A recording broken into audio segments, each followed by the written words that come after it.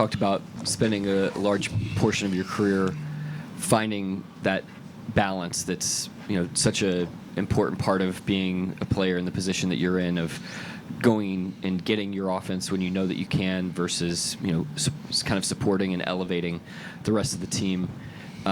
Tell me about that aspect of your game tonight and kind of recognizing what your team needed from a scoring standpoint. Yeah, I just try to stay in the moment. I try to be as aggressive and as intelligent as I can be in every moment. Make the right play and make the play that I'm comfortable making. And no matter the moment or the situation, I try not to waver from that. And it's been going well for me. It's something that I've had to learn. I guess you can say the hard way. But yeah, taking that approach has really helped me, for sure. Did it feel like 54? I did not. I felt like I could have had a lot more, and I know it's going to sound very spoiled, but I feel like I didn't really have that great of a night. Left a few on the table, but there's room to improve, and that's a good thing. So you told Gallo after the game that you had a few more points tonight, but nothing special. Yeah. Why do you say that? Why is it nothing special? I feel like I wasn't my best tonight, regardless of what the scoreboard says. I feel like I could have been better. Offensively, shot making a little bit, and then a couple of reads. But that comes with the game. You're not going to be perfect all the time. I feel like I've had better games this season, even though it didn't look like it on the score sheet. And that's just me chasing growth as opposed to an outcome. And that's what that comes from.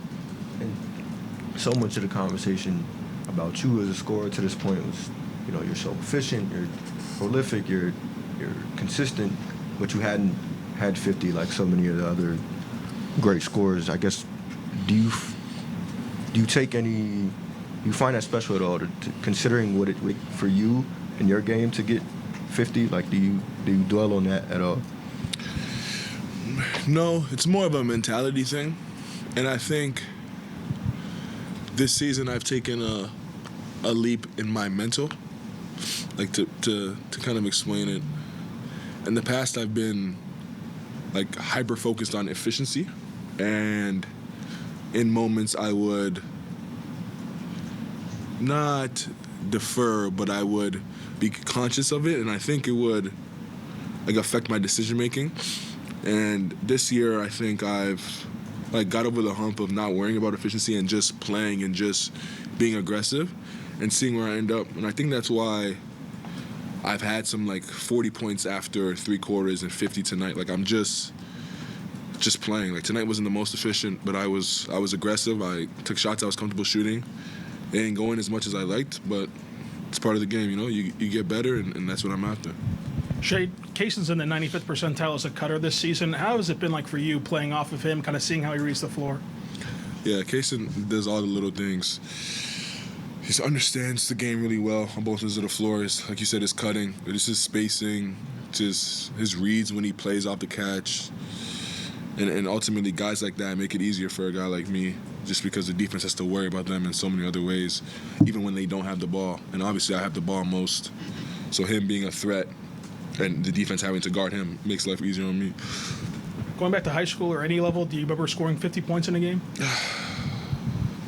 I think I might have scored 50 in PBA, Filipino Basketball League Association, back home when I was 15 maybe or 14, but that was the last time. Nothing close besides that. And the competition wasn't great. As you were approaching 50, did you feel it coming, or you just sort of in the what should I say? Not in the moment, but just in that zone where you're just trying to put this team away, and you do it in a big way. Then all of a sudden, the crowd's cheering you on to see how much you can get. What's that feel like, especially doing it here at the Paycom Center? Yeah, absolutely. I was definitely in the mode of we need to win this game, we need to bury this team, make plays down the stretch. But yeah, I'm aware. I know what's going on. Obviously, the crowd wouldn't let me forget. But it was special to do it in front of them. It's always fun to, I guess, get career highs. Always fun to knock things off your list. and then have the support of the whole city behind you is special for sure. And do the MVP chants play a big part of that?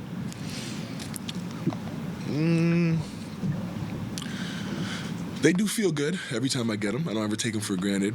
Get them a lot in this building. Obviously, the fans don't let me forget what they think of me, and I appreciate it. I really do. Hopefully, we get it done this year. But I, regardless, appreciate the support from the fans, and always will. Anybody else? Go ahead, Myron. Marketing got locked up with you a couple times. Is that something I can't remember the first time you played him. It was a blowout. Did he guard you the first game, or is that just something that happened after you got going? He guarded me the first game. Did he? Yep. Okay. I think they tried to put like size on me. I forgot about Shit. Do you have another, Myron? Go ahead, Joel.